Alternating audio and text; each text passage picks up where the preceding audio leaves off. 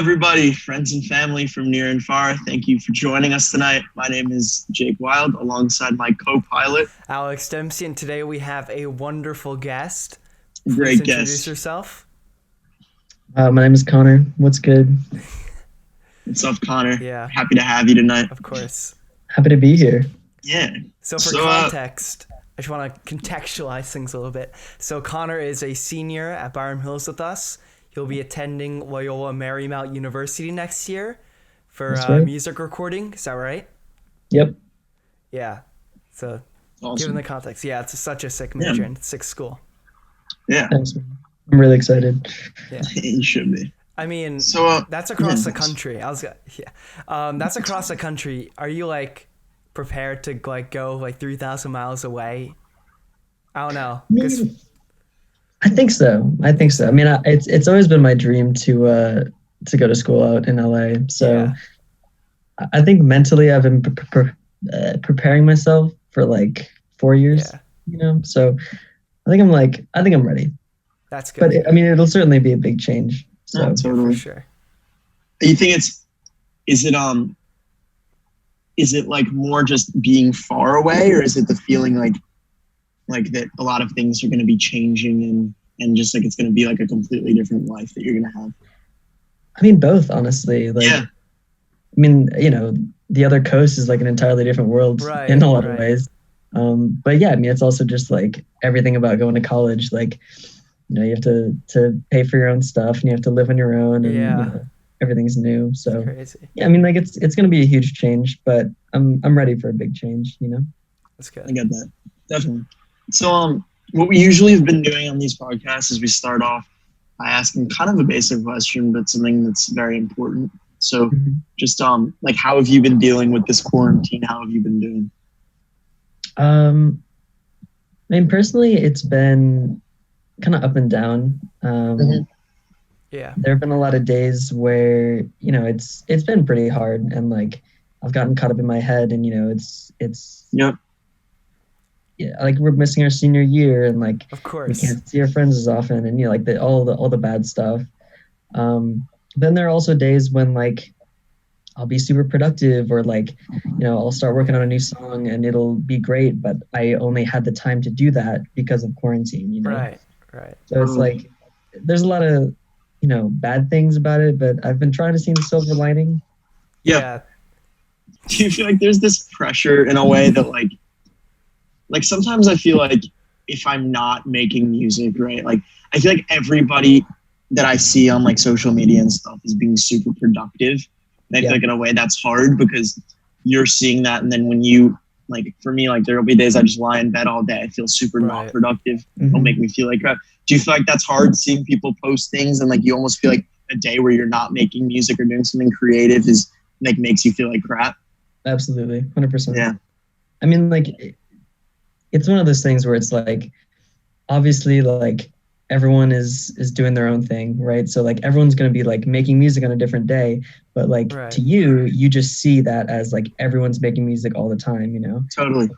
People aren't making music all the time, and it's they're not going to post when they're not making music. Exactly. So it's I don't know, it's one of those things where it's I definitely do feel bad, and it does just get to you. Right. But you're not going to see the other side of it, right? Exactly. Yeah. Mm-hmm. So just another question I have is do you want to tell everybody the type of music that you make and how you got into making music? Yeah, sure.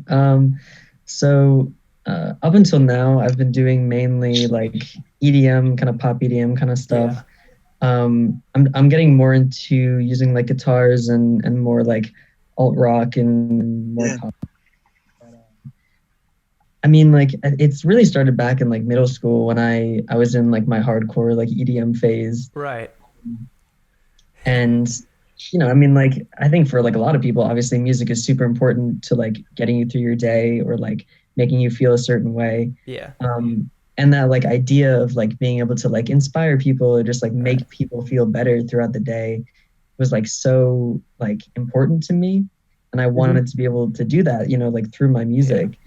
And I think I started with EDM, kind of like heavily produced stuff, just because like that's what I had access to, and that's like, I didn't really feel confident in like singing myself, or like I wasn't really like good at guitar or whatever, but like I knew how to plug a keyboard into a computer, and I knew how to make a synth, so it was like making music with what I had.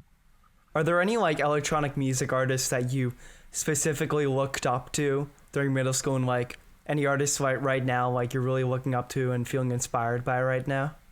Yeah, absolutely. I mean, back in middle school, this might be a stretch for some people, but Monster Cat. Oh, I listen to Monster Cat. Yep.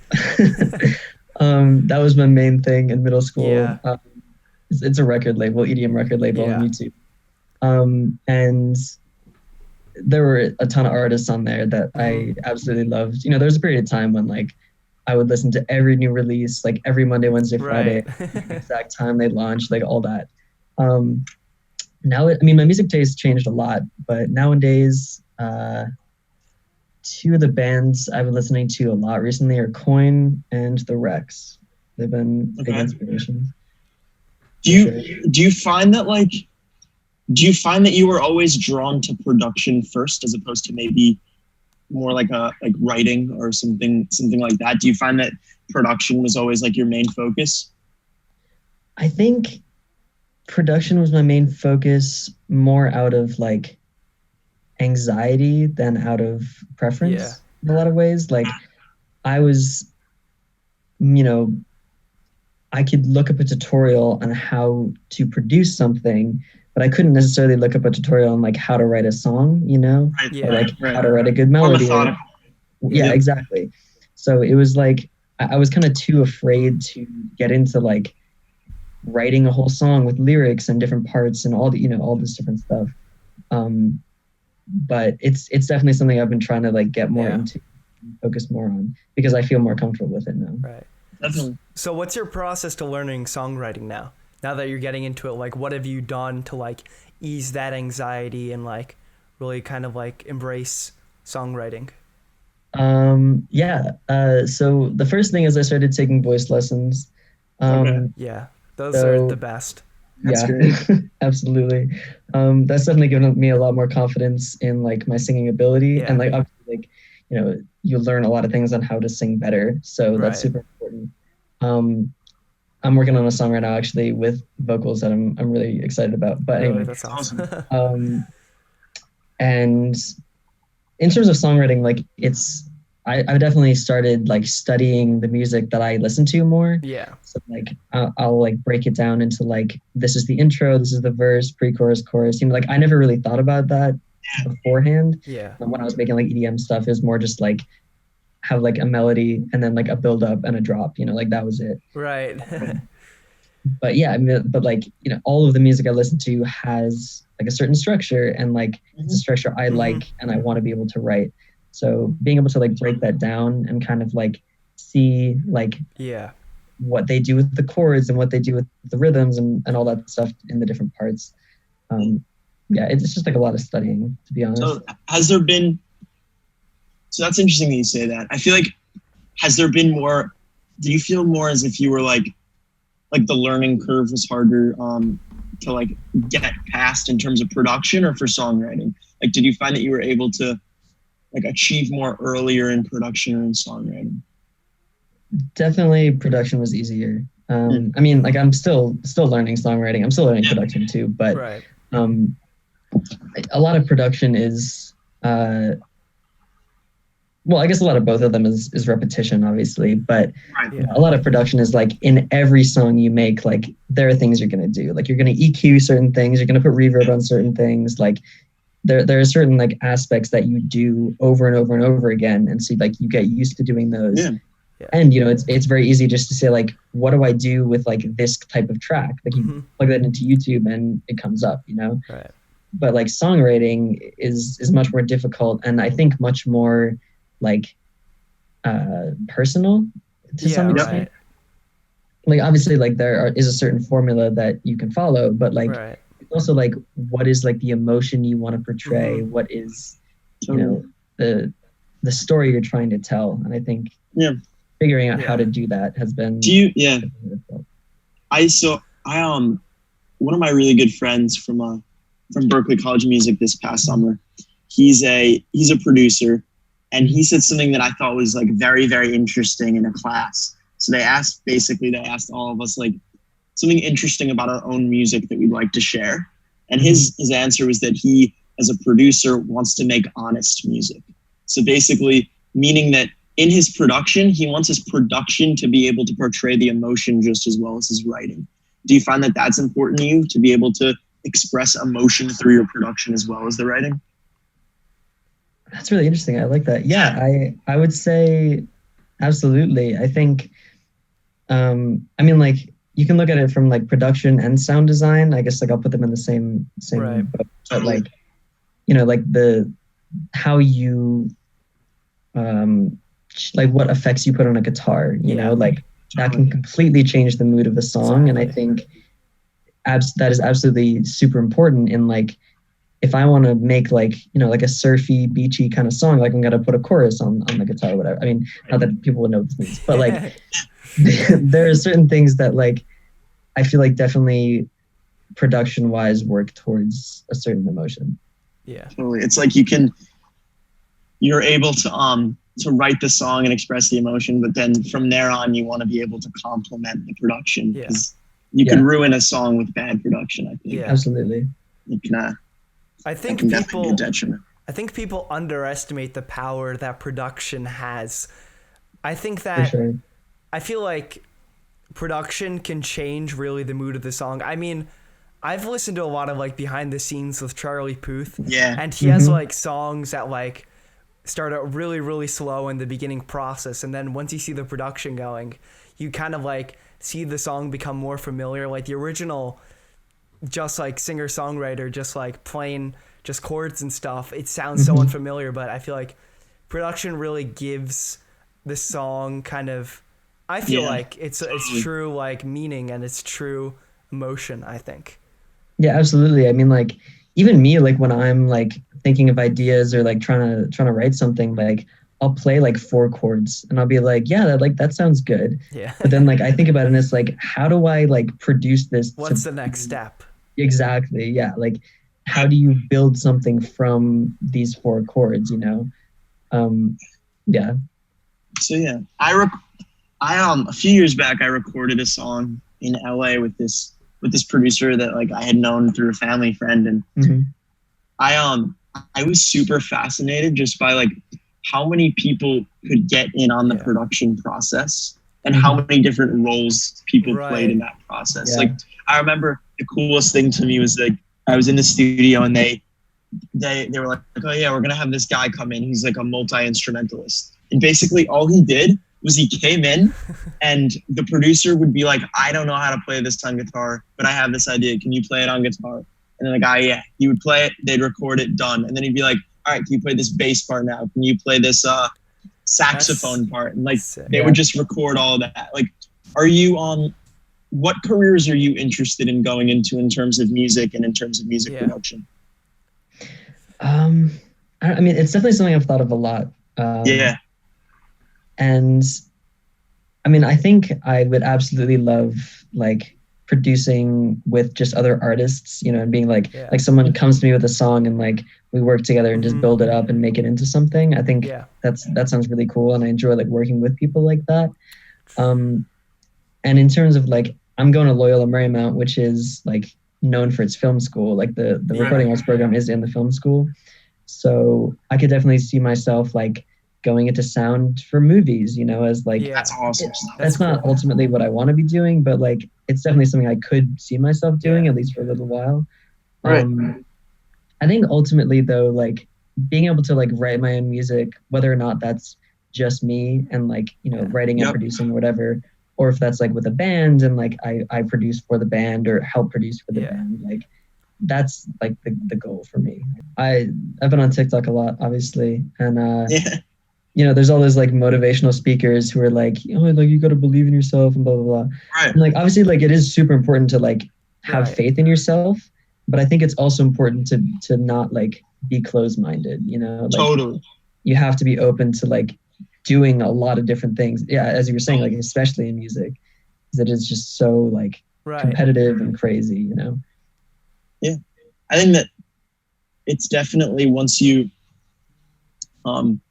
it's very easy to see an artist you like and then want to just follow their career, or want to just do exactly what they're doing, but you don't know what they did to get there. You don't know these crappy songs that they wrote to get there, and yeah, you can. It's very easy to just look at the end goal and the end game, right? And focus on how you can get there in terms of whatever you want to pursue. Totally. I mean, going back to Charlie Puth, so I've listened to a lot of like his early songs with Jake, like right in high school, and like Charlie Puth is just so like well regarded now, and he's like seen as like this insane musician. But honestly, I think back in high school, Jake, I think you make better music now than he did in high school. Honestly, I think that all of our friends make better music than he did in high school. Yeah, that's probably true. I mean, but then there's a lot of people who make music that's like very up to par with the pop industry now while they're in high school, and they still don't achieve the level of success that Charlie Puth has reached. Yeah. It's not about always, you can't just ride on that. It has there has to be some sort of drive and fuel that's motivating you to achieve it.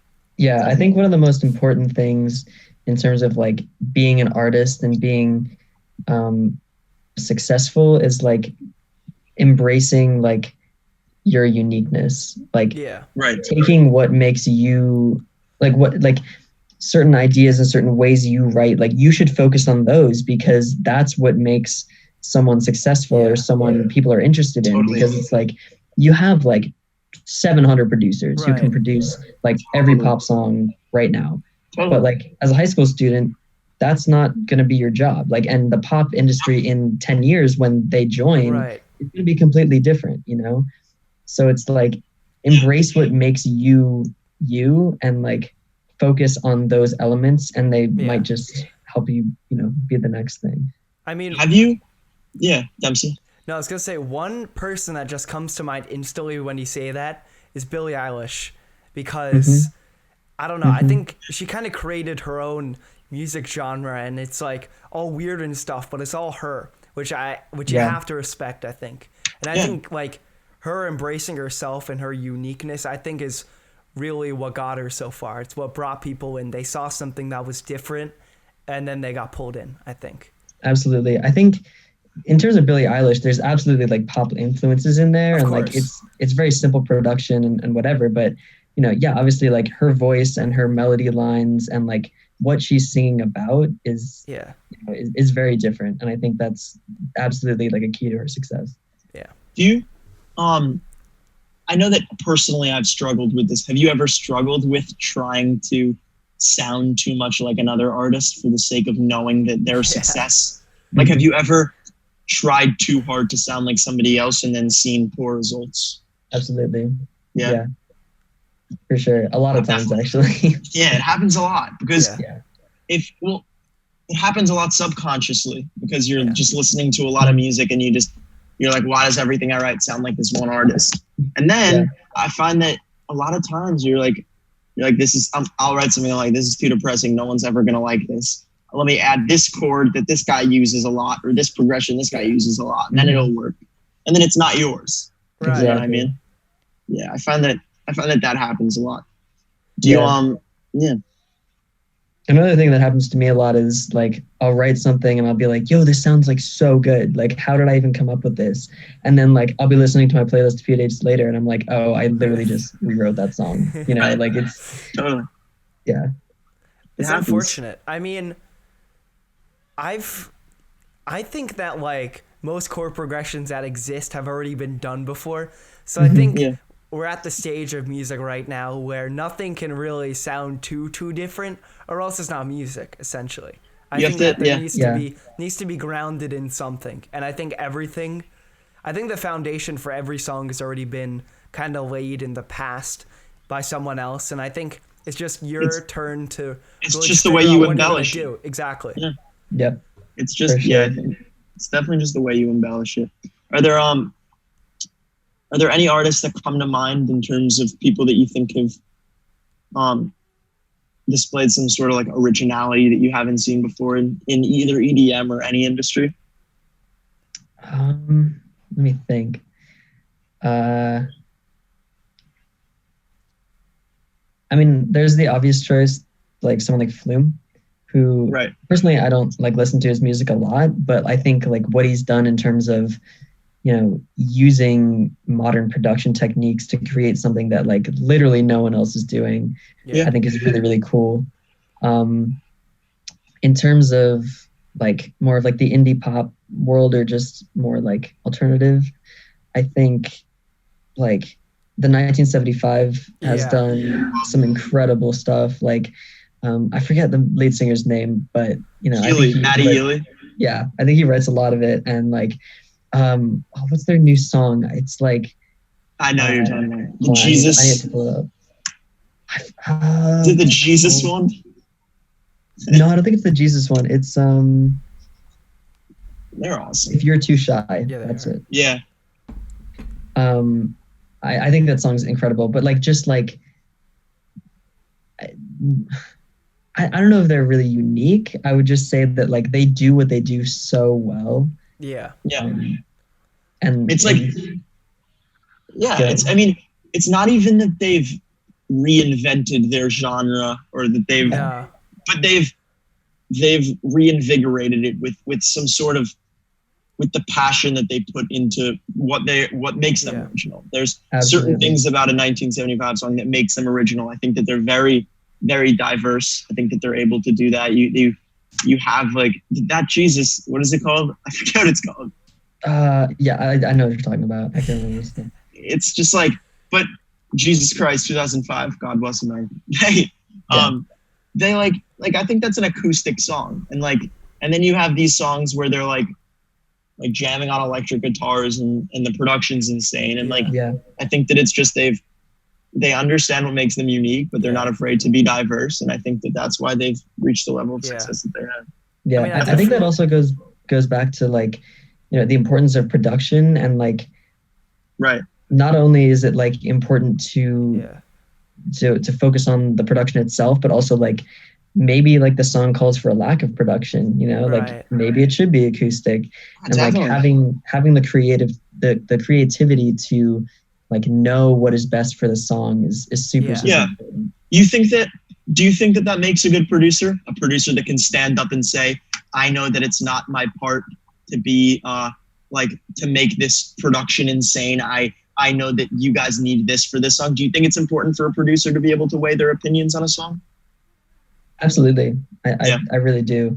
I think if they don't, they run the risk of overproducing everything that comes into their lap. Because like, you know, as someone who's focused on production for a long time, one of the things that kept me away from songwriting also was like, I would just produce something and it would be completely different from like what was inside my head initially. But I'd be like, this is kind of a cool idea. So like, I want to develop it, but it's also not the idea I was thinking of previously. So like the song I had in my head is now completely gone. And I'm just focusing on this like crazy overproduced idea that really isn't like what I wanted to do in the first place. And I think, you know, that's super dangerous, especially when you're working with someone else, to be like, hey, like, this is what you wanted. This is what I started doing. But now, like, it's something completely different that you didn't want because I got carried away with the production. You know? Yeah. Have you been aided by the music education in our school? Like, do you think that that's been a good help to you, or have you found that you've learned a lot of it on your own? That's a good question.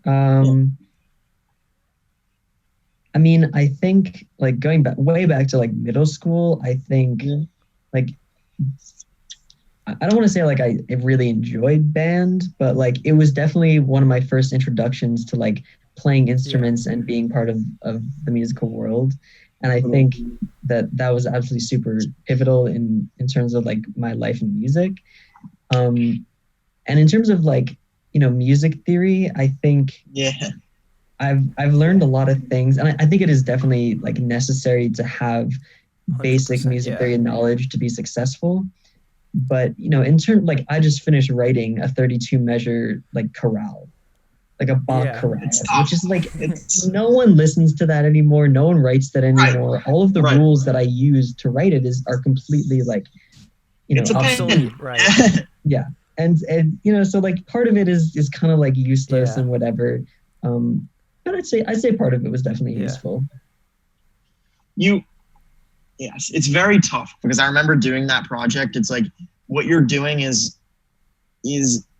sometimes it hinders your ability to appreciate the music Yeah. because it's Yeah. so methodical. You have to follow Yeah. these procedures to a T, and it makes almost the creative part Yeah. of music like feel like it puts a dampen on it because you're Yeah. not able to just like appreciate it as much.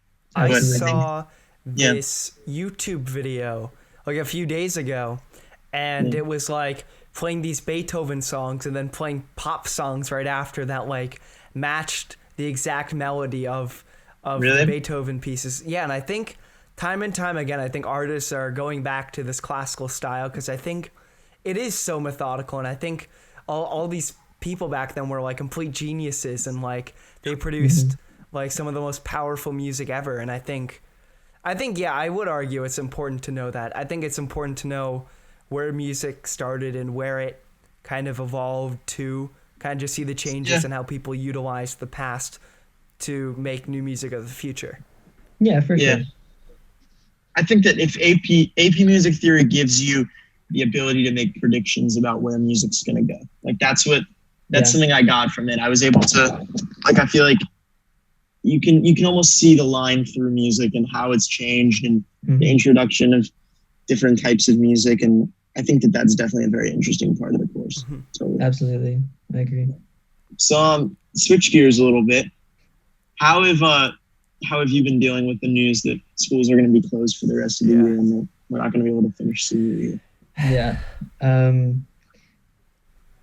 When that hit, that was a rough night for sure. That was definitely a low.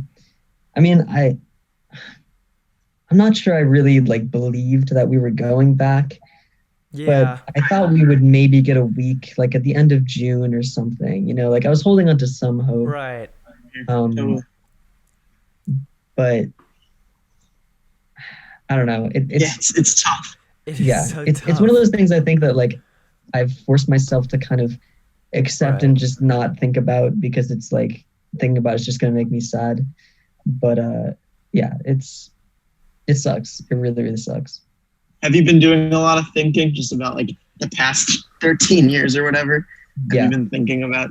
Yeah, I've been doing a lot of that. I mean, one of the things that like for me personally that's super important is closure, and like obviously it's important to everyone, but like for me especially, like I need like some sort of closure to like be able to move on.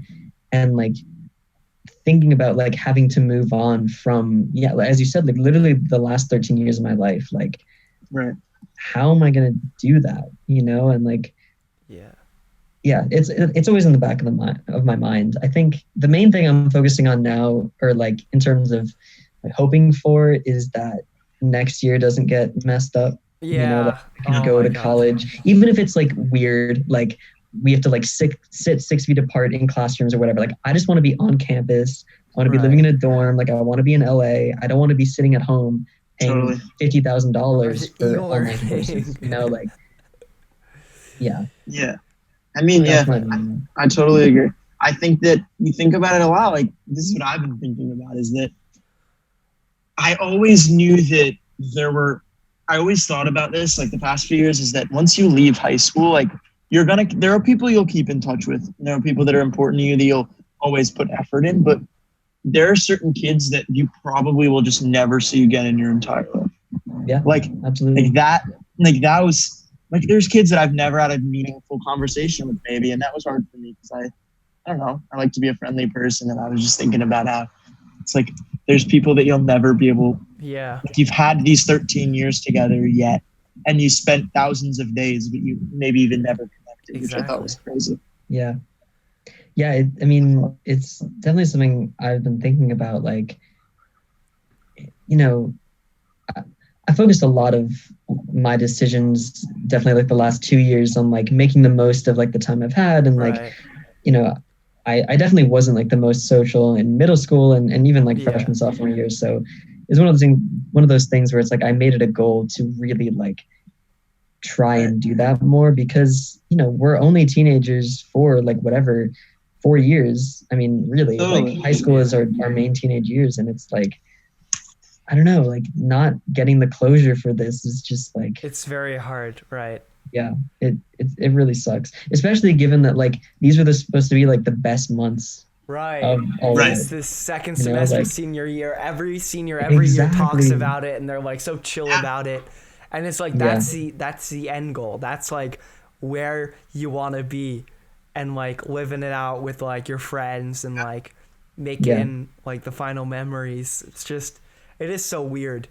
I just can't picture myself going off to college without, ending this chapter somehow. Whether it's like prom or graduation, I need like that to give me closure. And it's kind of weird that I'm saying this because, I feel like we all wanted the closure to be something else, like saying goodbye to like the teacher, like having a really awesome last day of school. And like prom and graduation are like great still, but I just really wish we had like some like a little bit more of a proper way going out. Well, it's like we've been through all this hell, all of this work, all of this effort, and it's like we had this vision of like, we knew it wasn't going to be what we imagined, but like we had this vision of just like being able to like say goodbye, like do crazy shit. Sorry, I don't know if I can curse. Do crazy stuff. I'll edit it out. You're fine. Like do crazy stuff with my friends and just like live for like whatever 6 months, and then move on. It's tough. Just to piggyback off of that, so David Gold had been on our podcast, and he asked us this question. We both thought it was great. So it kind of ties into that. It's kind of a two-part thing. So first, I'll ask you the first part and then go on. Is there something that you feel like certain misconceptions about you that you might like to dispel? Certain things that you don't like that people have said about you? That's interesting. Something that you'd like to misconceptions that you'd like to not bring along to college with you. You'd like people to know. Yeah, exactly. Right. I mean, I think there's two main things. Number one is that definitely in like middle school, early high school, like as I mentioned earlier, like I wasn't super social. I definitely like was the kid who like went home and played video games like all day, and like that was just like who I was, and it wasn't necessarily because like I wanted to be doing that. It was more just like I didn't, like that's what I'd always been doing, and like in terms of like anxiety, it's just like like I don't know, like I just found it hard to reach out to a lot of people, and I think that like in terms of like theater, obviously like that was super instrumental in helping me be able to do that. And I think the second thing is kind of related in that just like, the reason I like didn't necessarily like talk to people a ton was not because like I didn't like them or I didn't want to. It's just that like I found it like so daunting to like just talk to someone that I'd never met before, I'd be like, what do I say? Like blah, blah, blah. Like all these things would go on in my head. And that's something I've definitely had to overcome a lot. But I think like that kind of view of me still stands, like I can't like go up to anyone in the hallway and just be like, hey, what's up? Because like, they'll be like, why are like, I that's realize weird. that so much. Right. Yeah. But like in college, like I'm making it a goal to just be like, say hi to like everyone. Like none of that is coming through with me, and I can just be like, hey, like what's going on? And like I feel way more comfortable like with my ability to do that and to talk with people, especially without that stigma. You know what I've actually talked with you about this, Dempsey, is like just this idea that like nobody cares as much as you think they do. And that's like what I always think about is like if you want to say hi to someone, say hi to them. Like have you ever had someone come up to you and be like, dude, this kid said hi to me. Like, that was weird. Like why would he say hi? Like, that's true. It just makes you seem more like a jerk. And like, that's kind of something I think about when I think about connecting with people and just saying hi to people. It's just like, go out of your way. Something good was bound to come out of it. Right. Definitely. Yeah. So the other part of Goldie's question was, Um, basically, what is something that you'd like people to know about you? Something new, like a legacy that you'd like to like keep. Something new.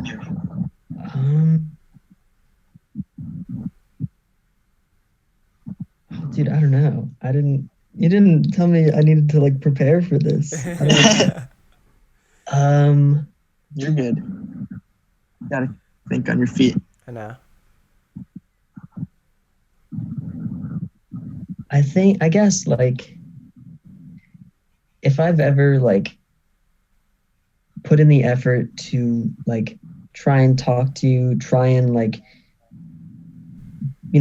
know you and understand who you are as like a friend, an acquaintance, or whatever. Like if I've tried to reach out to you in terms of like whatever, like it's because